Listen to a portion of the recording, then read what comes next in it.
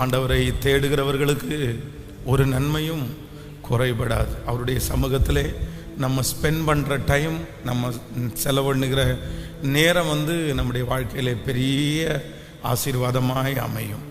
ஆமேன். வேதத்தில் நீங்கள் எடுத்து ரொம்ப அழகாய் வாசிக்கும்போது வேதம் சொல்லுகிறது, சூசான் நகரம் கலங்கிற்று அப்படின்னு வேதம் சொல்லுது.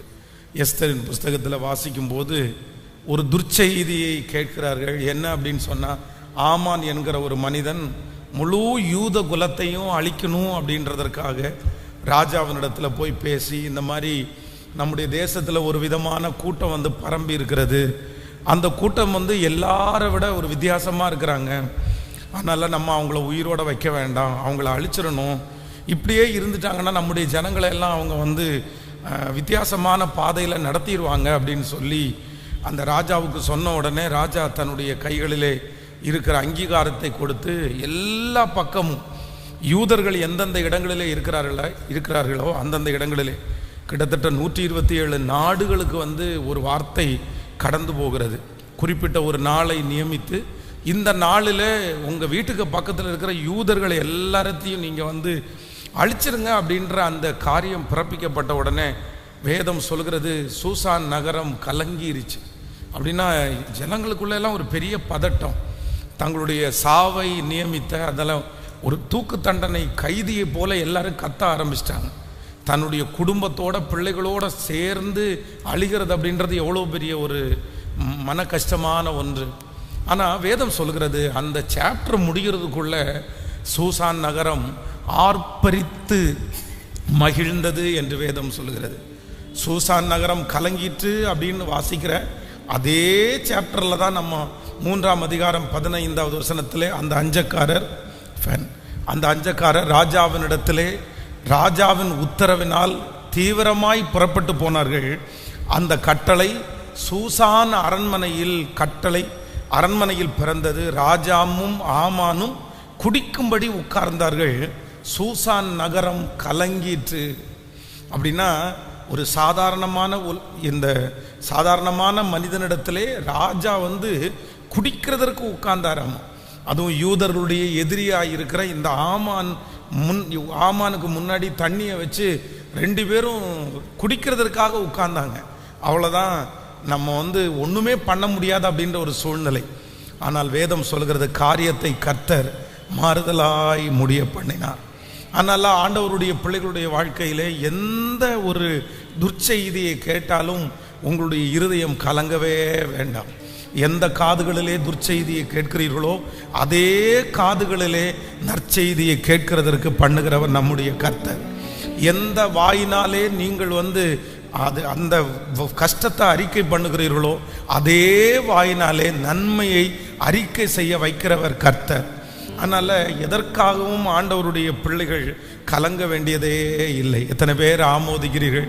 சகலத்தையும் நன்மைக்கு எதுவாய் மாற்றுகிறதற்கு நம் தேவன் நல்லவராய் இருக்கிறார். ரொம்ப அழகான ஒரு பாடல், அதி சீக்கிரத்தில் நீங்கி விடும் இந்த லேசான உபத்திரவம். ரொம்ப அழகான வரி, உள்ளார்ந்த மனிதன் நாளுக்கு நாள் புதிதாக்கப்படுகின்ற நேரம் இது. எல்லாரும் சேர்ந்து அந்த கரங்களை தட்டி பாடி ஆண்டவரை மகிமைப்படுத்த போகிறோம். அதி சீக்கிரத்தில் நீங்கி விடும் இந்த லேசான உபத்திரவம். சோர்ந்து போகாதே. உள்ளார்ந்த மனிதன் நாளுக்கு நாள் புதிதாக்கப்படுகிற நேரம் இது. எல்லாரும் கரங்களை தட்டி பாடி ஹல்லேலூயா. சோர்ந்து போகாதே, நீ சோர்ந்து போகாதே, சோர்ந்து போகாதே, நீ சோர்ந்து போகாதே. அதி சீக்கிரத்தில் நீங்கிவிடும் இந்த லேசான உபத்திரவம். அதி சீக்கிரத்தில் நீங்கிவிடும் இந்த லேசான உபத்திரவம். உள்ளார்ந்த மனிதன் நாளுக்கு நாள் புதிதாக்கப்படுகின்ற நேரம் இது. உள்ளார்ந்த மனிதன் நாளுக்கு நாள் புதிதாக்கப்படுகின்ற நேரம் இது. சோர்ந்து போகாதே, நீ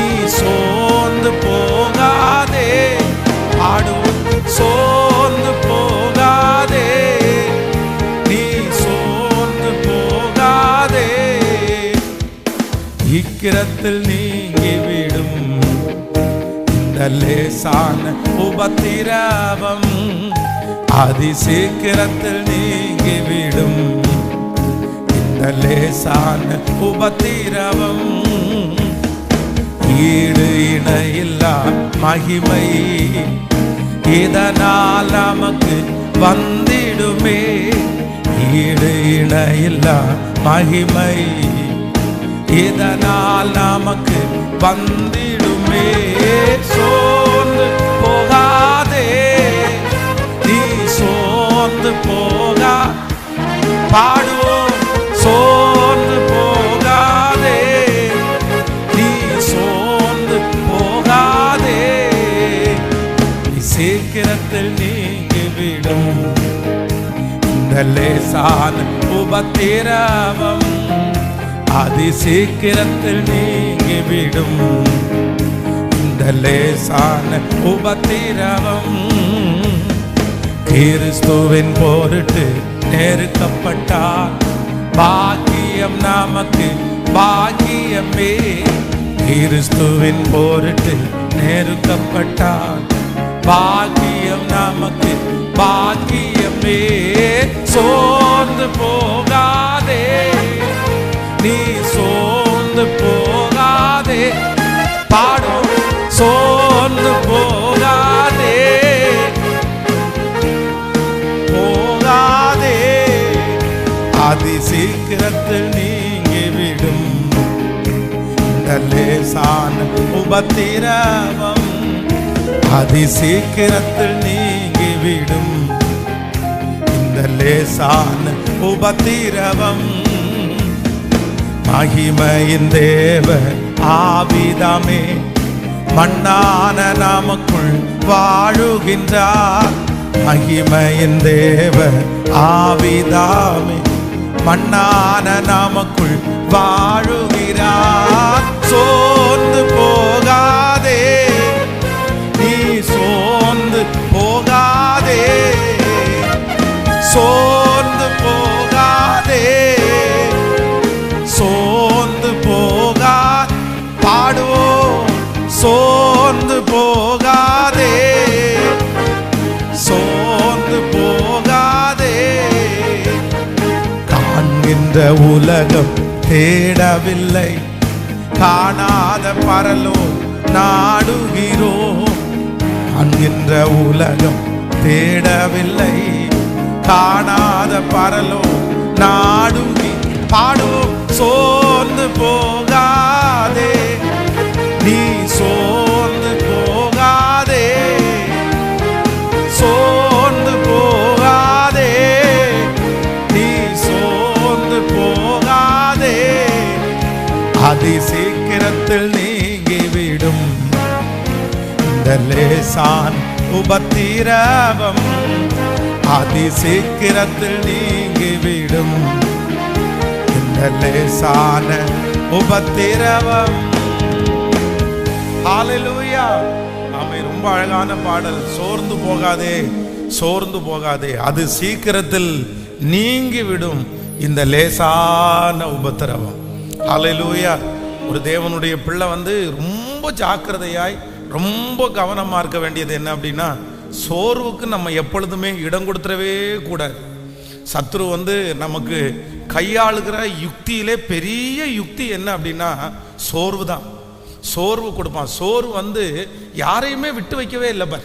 பாருங்களேன், வேதத்தில் நம்ம வாசிக்கிறோம், அவ்வளோ பெரிய தீர்க்கதரிசி, எவ்வளவு சவாலான தீர்க்கதரிசி, எத்தனை பேருக்கு முன்னாடி சவால் விட்டாரு. ஆனால் இந்த சோர்வுன்ற ஒன்று வந்த உடனே அந்த தீர்க்கதரிசி ஆண்டவரை பார்த்து என்ன கேட்குறாரு அப்படின்னா, போதும் கர்த்தாவே, என் ஆத்துமாவை எடுத்துக்கொள்ளும், என் பிதாக்களை பார்க்கலும் நான் நல்லவன் அல்ல.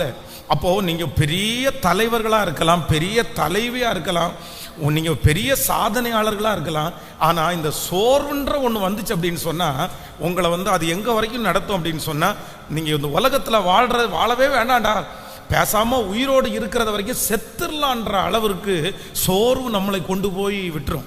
அதனால சோர்வுக்கு ஆண்டவருடைய பிள்ளைகள் இடம் கொடுக்கவே கூடாது.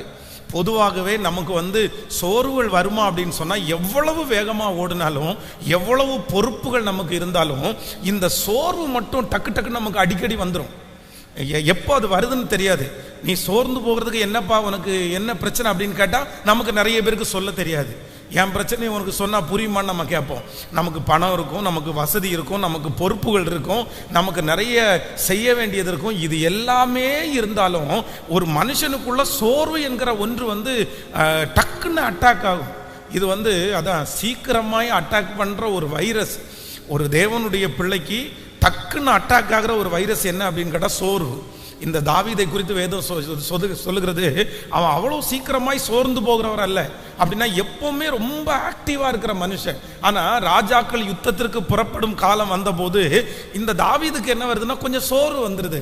டெய்லி பட்டயத்தை தூக்கிட்டு போறதா, டெய்லி நம்ம ஒரு சோர்வு வருது. இந்த சோர்வு வந்த உடனே என்னாச்சு அப்படின்னு சொன்னா, வேதம் சொல்லுது யுத்தத்திற்கு போகாம வீட்டில் இருந்துட்டாராமா. அந்த வீட்டில் இருந்ததனுடைய விளைவு கடைசியில் அவன் கொலைகாரன் வரைக்கும் அவனை கொண்டு போய் விட்டுருச்சு. அப்போ ஆண்டவருடைய பிள்ளைகளை, இந்த சத்தத்தை கேட்கிற யாரோ ஒருத்தருக்கு ஆண்டவர் பேசலாம். நீங்க சோர்ந்து போய் இருக்கலாம். ஆனா ஆண்டவர் என்ன சொல்றாரு அப்படின்னா, சோர்வுக்கு மட்டும் நீங்க என்ன பண்ணாதீங்க அப்படின்னா, இடம் கொடுக்காதீங்க. இடம் கொடுக்கவே பாருங்களேன். நீங்க இன்னைக்கு சமையல் பண்றீங்கன்னு வச்சுங்களேன், இந்த சமையல்ல ஒரு நாள் நீங்க சோர்ந்து போனீங்கன்னா நம்ம என்ன பண்ணுவோம் தெரியுமா? நிறைய பேர் ஃப்ரிட்ஜில் தேடுவாங்க. அந்த என்ன தேடுவாங்க அப்படின்னா, நேற்றைக்கு வச்ச குழம்பு ஏதாவது மிச்சம் இருக்கா அப்படின்னு. ஒருவேளை அது லைட்டாக இன்னும் ஒரு அரை மணி நேரம் தான் கெட்டு போயிடும் அப்படின்னா கூட நிறைய பேர் சூடு பண்ணி சாப்பிட்றலாம் அப்படின்னு. ஏன் அப்படின்னா, சோர்வு நம்மளை சமைக்க விடாது, சோர்வு நமக்கு வேலை செய்ய விடாது, சோர்வு நமக்கு முன்பாக இருக்கிற பொறுப்புகளை நிறைவேற்றுவதற்கு விடவே விடாது. அப்போ ஆண்டவருடைய பிள்ளைகள் சோர்வுக்கு மட்டும் என்ன பண்ணக்கூடாதுன்னா, இடம் கொடுக்கவே கூடாது. பாருங்க, ஒரு ஆலயத்திற்கு 2.5 மணி நேரம் உட்காருவாங்க. சோறு வந்துச்சுன்னு வைங்களேன், அவங்களால பாட்டு பாட முடியாது. சோறு வந்துச்சுன்னு வைங்களேன், கைத்தட்ட முடியாது. நம்ம நிறைய பேர் நான் ஆவியோடும் பாடுவேன், கருத்தோடும் பாடுவேன். நம்ம நிறைய பேர் பார்த்தீங்க அப்படின்னா இந்த கை தட்டுவாங்க. ஆனால் 2 கையும் எங்கே வச்சு தட்டுவாங்கன்னா, தொட மேலே வச்சு தட்டுவாங்க.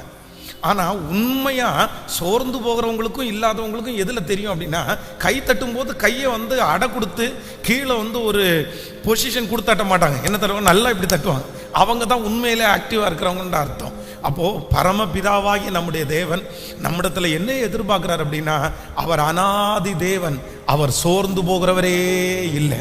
ஒருவேளை உங்களுடைய கணவனாருக்காக ஜெபம் பண்ணி சோர்ந்து போகலாம். உங்க பிள்ளைகளுக்காக ஜெபம் பண்ணி சோர்ந்து போகலாம். ஆண்டவரிடத்தில் கேட்டு நீங்கள் சோர்ந்து போகலாம். ஆனால் ஆண்டவர் உங்களுக்கு சொல்லுகிறார், சோர்ந்து போகிறவனுக்கு அவர் பலன் கொடுத்து சத்துவம் இல்லாதவனுடைய சத்துவத்தை பெருக பண்ணுகிற ஒரு நல்ல தேவன். ஹல்லேலூயா. இது நீங்க மோசேயை வேதத்தில் வாசிப்பீர்களே, ஆனால் அவன் பிறக்கும் போதே அவன் மேல ஆண்டவர் விஷன் வச்சிருந்தாரு.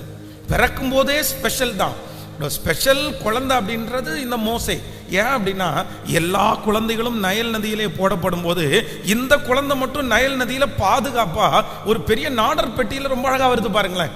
அங்க இருக்கிற எல்லா குழந்தைங்களும் அந்த வயசுல சாகுது, ஆனா இந்த ஒரு குழந்தை மட்டும் ஜீவனோட இருக்குது. அப்போ ஸ்பெஷல். எல்லா குழந்தைகளுக்கும் ஒரு அரசு அப்படின்னா ராஜாவினுடைய வீட்டிலிருந்து ஒரு கட்டளை பிறப்படுது. என்ன கட்டளை அப்படின்னா, இந்த வயசுக்குள்ள இருக்கிற எல்லா குழந்தைகளையும் நைல் நதியில போடுங்க அப்படின்னு ஒரு அரண்மனையிலிருந்து ஒரு சத்தம் வருது. அதே அரண்மனையில இது அந்த வம்சத்தை சேர்ந்த மோசே வளர்க்கப்படுறான் பாருங்களேன். எவ்வளவு பெரிய ஆச்சரியம். அந்த குளிக்கும் போது அந்த ஸ்திரீக்கு அந்த மோசை கிடைக்கிறாரு. இந்த குழந்தைய வளர்த்துறதுக்கு ஒரு அம்மா வேணும் அப்படின்னு கேட்டா, சம்பளம் கொடுத்து சொந்த அம்மாவே அந்த இடத்துல நியமிக்கிறாங்க பாருங்க. எவ்வளவு ஸ்பெஷல் குழந்தை. யாரு? மோசை. எவ்வளவு ஸ்பெஷல் குழந்தை. ஆண்டவர் எவ்வளவு அழகா அவனை நடத்தினாரு, எவ்வளவு ஆச்சரியமாய். ஆனால் தன்னுடைய வாழ்க்கையில 40 வருஷம் ஆண்டவர் ஒரு சோதனைக்குள்ள அனுப்புனதுக்கு அப்புறம் மோசை என்ன பண்ணிட்டாருன்னா, ரொம்ப சோர்ந்து போயிட்டாரு. அவ்வளவுதான்.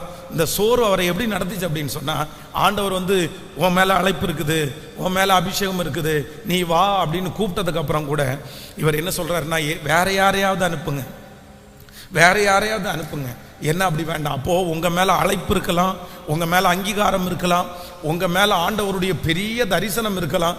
சின்ன வயதிலிருந்தே ஆண்டவர் உங்களை ஸ்பெஷலா உங்களை கர்த்தர் நடத்தலாம். ஆனா சோர்வுன்ற ஒண்ணுக்கு நீங்க இடம் கொடுத்துட்டீங்கன்னு கண்டிப்பா சொல்றேன், உங்க தரிசனமெல்லாம் உங்களுக்கு மறைஞ்சிடும். உங்களால் எழும்பவே முடியாது. ஆண்டவரிடத்துல 12 சீடர்கள் இருக்கிறார்கள். அதுல 11 பேர் ஆண்டவரை சிலுவையில் அரைஞ்சிடறாங்க அப்படின்னு சொன்ன உடனே அத்தனை பேருக்கும் சோர்வு வந்துச்சு. பாருங்களேன், சோர்வு ஒவ்வொருத்தரும் ஒவ்வொரு மூலையில ஒதுங்கிட்டாங்க. யாருமே அதுக்கப்புறம் ஊழியம் செய்யறதுக்கு இன்ட்ரெஸ்டடாவே இல்லை. ஆண்டவர் மட்டும் உயிர் தெழுந்து அந்த சீடர்களை திரும்ப சந்திக்கல அப்படின்னா அத்தனை பேரும் ஊழியத்தை விட்டே போயிருப்பாங்க. யாருமே ஊழியம் செஞ்சிருக்க மாட்டாங்க. ஆனால் ஆண்டவர் சோர்ந்து போகிற அவர்களுக்கு காட்சி அளித்து ஆண்டவர் அவர்களை தைரியப்படுத்தினார். இன்று வரையிலும் இந்த சத்தத்தை கேட்கிற நம்ம நிறைய பேர் இன்னைக்கு வரைக்கும் ஓடுறோம் அப்படின்னா ஆண்டவர் நம்மளை என்ன பண்றாருன்னா, சோர்ந்து போகும்போதெல்லாம் நம்மை பலப்படுத்துகிற கிறிஸ்து நமக்குள்ளே இருக்கிறார். அவர் தான் நம்மளை தட்டி கொடுக்கிறார், அவர் தான் நம்மளை பலப்படுத்துவார். அதனால இன்னும் இந்த பாட்டை பாடும்போது எல்லாரும் என்ன சொல்ல போறோம் அப்படின்னா, என்ன நடந்தாலும் நான் என்ன பண்ண மாட்டேன்னா சோர்ந்து போக மாட்டேன். சொல்லுங்க எல்லாரும் சரி, ஆமேன். சோர்ந்து போகிறவனுக்கு அவர் பலன் கொடுத்து சத்துவம் இல்லாதவனுடைய சத்துவத்தை அவர் பெருக பண்ணுகிற கர்த்தர். கர்த்தருக்கு காத்திருக்கிறவர்களோ புது பலன் அடைந்து தங்கள் செட்டைகளை அடித்து உயரே எழும்புவார்கள். அவர்கள் ஓடினாலும் களைப்படைந்து போவதே இல்லை. ஹல்லேலூயா. அதுவும் இந்த வெயில் காலம் பார்த்தீங்க அப்படின்னு சொன்னா, இந்த வெயில் காலம் அதிகமான சோர்வா இருக்கிற காலம். ரொம்ப உடம்பெல்லாம் ரொம்ப அடிச்சு போட்டது மாதிரி, அப்படியே என்னமோ ஒரு பெரிய வெயிட்டை தூக்கி உடம்புல வச்சது மாதிரி, இந்த வெயில் சூடு அதிகமாக இருக்கிறதுனால நிறைய பேருக்கு அவர்களை அறியாமலே உடல் சோர்வு வரும். உடல் சோர்வு வந்தோடனே நிறைய பேருக்கு மன சோர்வு வரும்.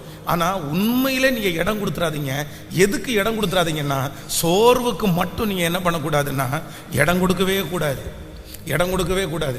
நீங்கள் பிசாசு உங்களை வஞ்சிக்கிற ஒன்று என்ன அப்படின்னா, உங்களை சோர்வுக்குள்ளாக்கிட்டா போதுமே.